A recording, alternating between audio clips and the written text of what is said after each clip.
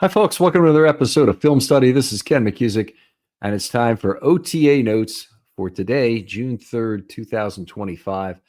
The big story today was absenteeism. The first OTA last week, the one that was open to the media, had a lot of high-profile attendees, including Lamar Jackson and a number of defenders, most of the top receivers, etc. Starting with the absent players, the most notable absentee was Jackson today. He was not there, possibly an option, possibly some sort of minor injury, but I don't really believe so. And a number of other offensive players in particular were not there, and some on the defense as well. I'll go through those fairly quickly. Rashad Bateman was not there. Ben Cleveland was not there. Ronnie Stanley was not there. Emory Jones remains sidelined. He wasn't in uniform. I didn't see him on the field today. Doesn't mean he wasn't there because these guys blend into the background if they're not wearing a uniform, but I didn't see him there. Kyle Hamilton was not there on the defense. One guy who missed, and I think is really potentially harmful to his own advancement this year, is Sanusi Kane. He may have missed due to an injury. I don't know the reason for a lot of these players, but he missed an opportunity for back-end snaps, and the Ravens had to look elsewhere to find somebody else to fill in there. And that's a shame for Kane because time is very short for him to make his mark if he wants to have a back-end safety role with this team. I think the Ravens are likely to go out and get one guy. They could go out and get two safeties if they want it. And Kane's position on the team is not in jeopardy, I wouldn't say. But, Kane and Braid are both getting their opportunity this summer to play some back-end safety. And, it will happen because the Ravens just don't have anybody else to play there. And on a day when Kyle Hamilton isn't around, there's even more reps available for the back end. So unfortunate that Kane missed today. And I think he's probably cost himself, a day of practice at a position he would have loved to have. Nnamdi Madubuike did not show today. Jake Hummel still out. He didn't cover the first one either. KVN also out again. Believe it to be his option. And Ardarius Washington has the injury. So that's a fair number of players missing from camp. John Jenkins did show up at camp. He had not been there before, so that was the big addition. Now he had to wait for the June 1st cut of Michael Pierce in order for the roster spot to clear up. The Ravens actually have a couple of roster spots that have cleared up with those June 1 cuts. All right, so on the topic of absenteeism, I want to be careful about how I relay this. The Ravens recently opened OTAs for many more media days. Okay. I met Ed Norris at practice and we got to talking a little bit. And I said, I wonder if the incremental days that they open up OTAs for, is a construct of football operations that they're really trying to encourage more players to attend because players don't want to be tagged as non-attendees. And Ed kind of laughed at me. He said, that's exactly what Ray Rice just told me. And so he'd seen Ray Rice somewhere outside of the facility. And he said one of the things that he didn't, he didn't really felt like he got a lot out of OTAs, but he thought that it would have been worse to have the media talking about him not being there. Now, to be fair, Patrick Gleason says that's not the reason it was done, just not a fair characterization, that they really tried to open this up to the media. Perhaps just a matter of getting more coverage. A nice side benefit of it is that you maybe can incent more players to show up. Now, of course, today, Lamar Jackson, Rashad Bateman, Ben Cleveland, Ronnie Stanley, etc., are all not there. So it doesn't appear like the idea of adding additional OTA media availability really made it any better in terms of OTA attendance. So it is a question there. I don't doubt that there is a component of this that is football related and football driven, that they would like to get these guys there, and they think by having the media there they have a better chance to do it. But on the other hand, they had other reasons as well to give the media more access, and the Ravens are good about that as well. So I'll take them at their word, and I think that the number of players absent today would tell me if they were trying to get the players to show up because the media was there, it didn't work today. Anyway, back past that little point of unpleasantness, the offense had a very poor day of passing. No Lamar Jackson will kind of do that to you a lot of times. So it was Rush and Leary taking the snaps there. There were lots of passes defense despite the rules. So very few PDs during rookie minicamp, really at all. But in the first OTAs, also where Lamar was very accurate passing the ball. That wasn't the case today. That both Leary and Rush had some problems throwing.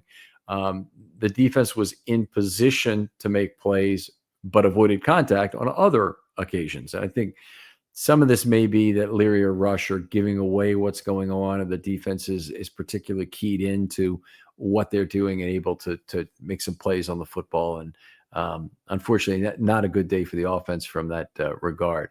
I think Cooper Rush did move around fairly well and made a few decent late throws. So I'm not totally down on the day he had. It's early in the process. You'd expect quarterbacks to be a little bit behind defenses at this point. We've certainly seen the Ravens defense dominate the Ravens offense any number of times before. We also saw some the long completions that there were on the day. There were a few, and I'm going to get into them in some of the individual offensive stars. They really came more, I think, on blown coverages than anything else. You saw Isaiah likely wide open down the right sideline. Don't even remember who it was who was wide open down the left sideline, but it might have been Malik Cunningham. No, that's not right. I'll get it right. Anthony Miller is who it was. So, you have it's early. Players are making mistakes. One of the good things to note, I'd say, is that I didn't really notice Malachi Starks making lots of coverage mistakes. I want to get into a little more of his play a little bit later on the defense.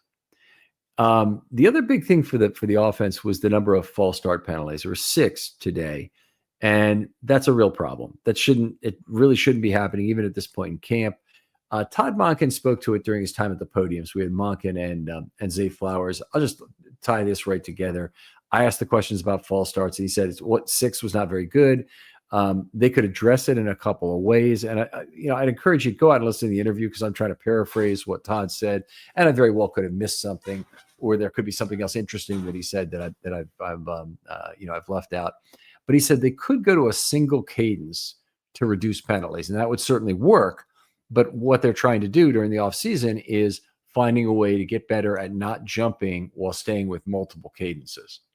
Monken did some interesting things at the podium. I think that one of the things he said is that, and I'll paraphrase this as well. If you looked at the offense as a whole, you'd say this offense was great last year. Let's just run that back and do what we wanted, do what we did again. But he said that if you looked at kind of the components of what went well on some individual plays, say, or with some individual concepts, if they were intentional about what they were looking at, they were likely to find things that really didn't work out, despite the overall quality of offensive play they had for the year. And I thought that was a very good way to put it. They need to drill down. They need to find those things they can get better at and be very intentional about that. And that's the way you continually chase perfection. So I'm really happy to hear Todd say that. I thought that was a good answer to that question.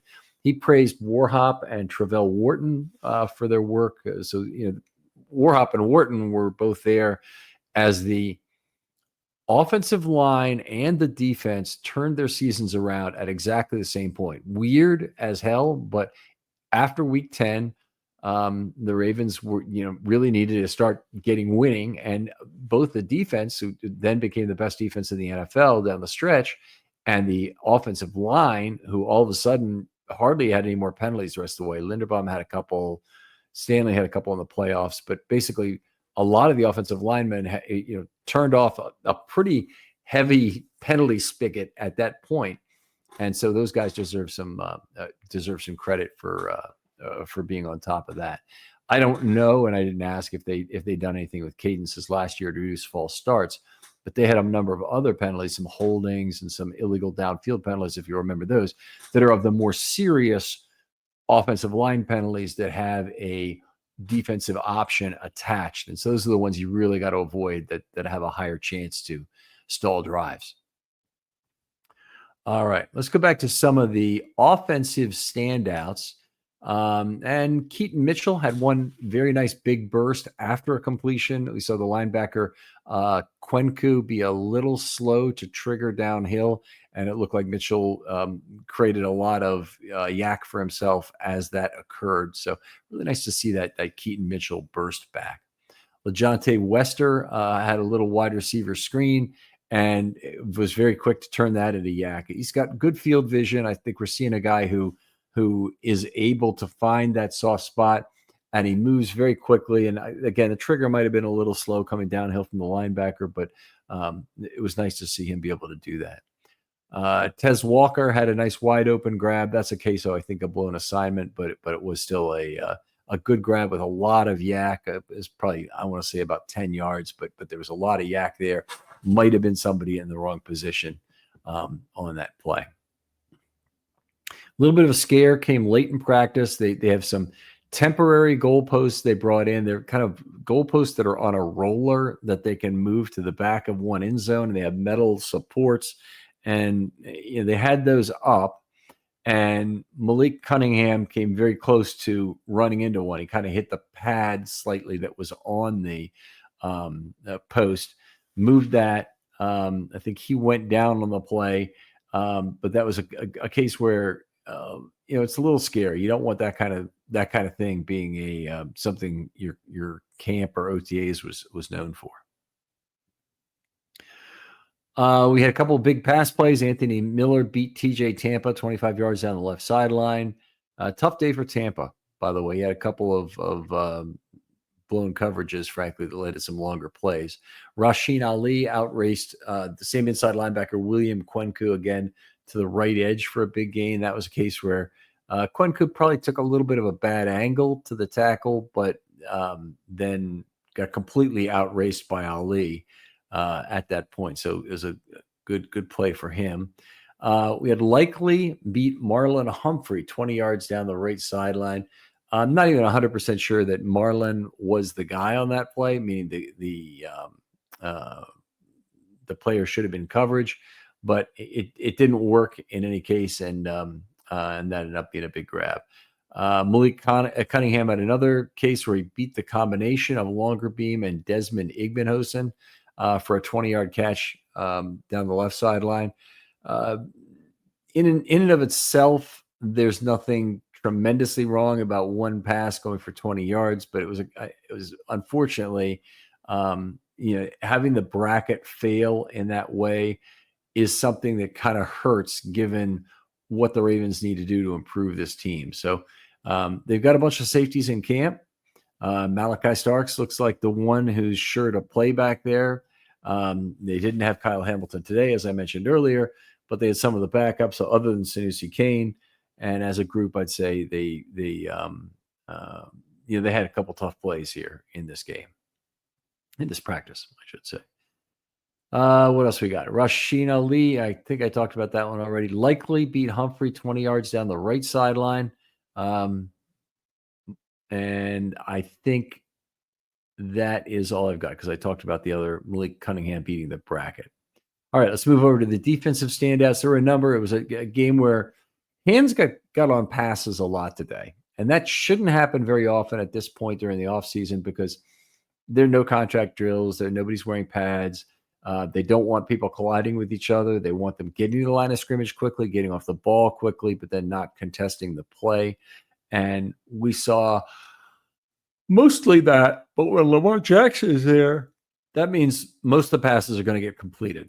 That was not the case here with Leary and Rush. And Nate Wiggins had a near breakup of a pass from Rush to Wade. It was right around the line of scrimmage between the numbers and the right hash. Chandler Martin had a pass defense on a swing pass to the left. There's some anticipation on that play to get underneath the screen pass, and the defense cheered behind him. So nice to see that. Obviously, a popular player. Martin did help cause another drop when he was bearing down on Rasheen Ali, who ball was in and out of his hands, I'll say, behind the line of scrimmage. And if he hadn't have made that tackle, which doesn't look like I lost my place here. Yeah. Yeah. Sorry about that. Lost my place, folks. Let's move on. Wiggins was in position for a second pass defense, 5 yards down the right sideline, eschewed contact again, so he avoided as they should do. Chandler Martin had a PD. I think I already went over that one. Tavius Robinson, nice pressure and a possible sack on a ball thrown away right by Rush. Kwenku, who had a couple tough plays where he got beaten or was slow to trigger, had a near pass defense, 10 yards. Down between the numbers and the right hash of a Leary pass. Now, that was a case where he avoided contact, but the ball went incomplete, and it would have been, I think, a PD if he'd been going all out on that play. Malachi Starks was in position to make a play among 4 defenders. They seemed to know what was coming in a case where the receiver did not. So it ended up being a strange case where the 4 closest players to the ball were all defenders when the ball hit the ground. So that's not a situation that the quarterback likes to see happen. It's also very rare in football that it ever does occur. So anyway, it was nice to see Starks in position to make a play on that. JAD had a PD in coverage of Hopkins, one of the highlights of the day from early in the practice, that he was able to tap that ball. Teddy Buchanan had a PD on a pass right. There was not an obvious receiver in that play. It might have been a lane knockdown. It might have been just a misfire. It might have been a throwaway. I didn't really see the start of the play to get my handle on this, but I'll say Buchanan's looked pretty good in coverage through 2 OTAs that have been open to the media. So he had a very nice coverage of a circuitous serpentine route by Rasheen Ali in the last practice that the ball was eventually blown dead for a sack. And in this practice, he had a PD on this pass right. And then backup safety Keandre Jackson went up high for a ball thrown deep over the middle of the field. Outstanding loose bracket and a near INT. But the ball ended up sailing kind of off or through his hands and incomplete. But he was the guy who was in position, had the good bracket there. They went through a series of avoidance drills. Now, this was interesting because they almost never do a drill of this type. At least I can't think of another one where they do it, where they separate out the defenders into the 3 position groups. So you've got your inside linebackers, you've got your defensive backs all lumped together, and you get your defensive linemen that typically includes edge rushers as well. And they separated them out into 3 separate units and then rotated them through 3 drills. And I would call them avoidance drills. Each of them were done with in 2 cases, they were done with tackling dummies, and the defender was trying to either slap past them or rip past them or use some move to get by them. And they did one where you have a pseudo offensive lineman with a pad followed by a flailing offensive player, I'll say it, using 2 of the large arm guards to contest the pass rusher, and it's effectively a cornering drill. So interesting to see, and I wouldn't say there was a real standout in terms of the cornering drill. Most of them were pretty effective at keeping their steps tight and getting around the corner to a point where they knock the football out of the quarterback's hand. And there's a big club element to what they did with that. They're not just looking to take the quarterback down in case they're not really looking to touch the coach who is acting as quarterback in that situation in any other place but the football. And then they did a good job with that. 2 of the other avoidance drills, one was at the line of scrimmage. I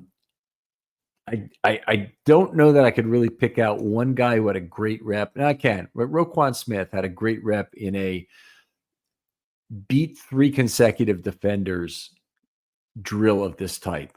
And he actually got a kudos from the coach and everything. It's a positive rep for Roquan. The fact that he's there and is trying real hard is even more important. But the fact that he made a play and it really did it the way it's supposed to be done was I think a positive for the rest of the guys taking it seriously.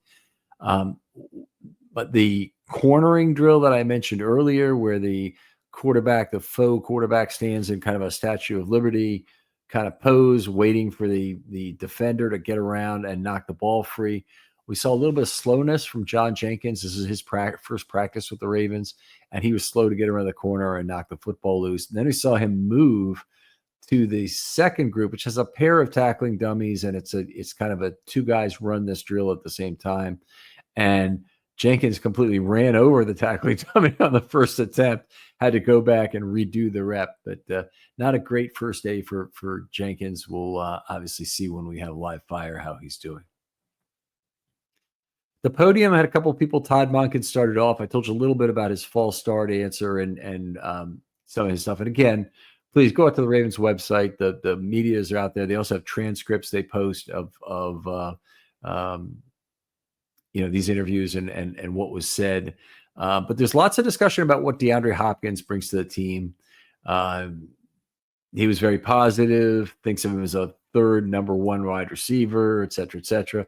So I think Monken's happy to have him.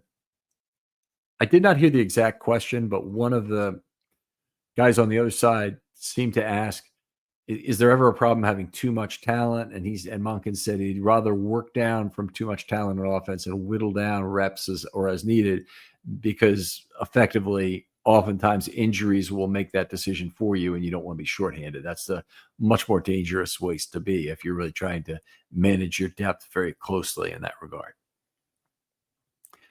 He praised Warhop and Travell Wharton for reducing penalties. And I talked about the false starts. I think that's about it for Monken. Zay Flowers was the only other person at the podium today. He praised Hopkins as a good teammate. He said he works hard and he teaches.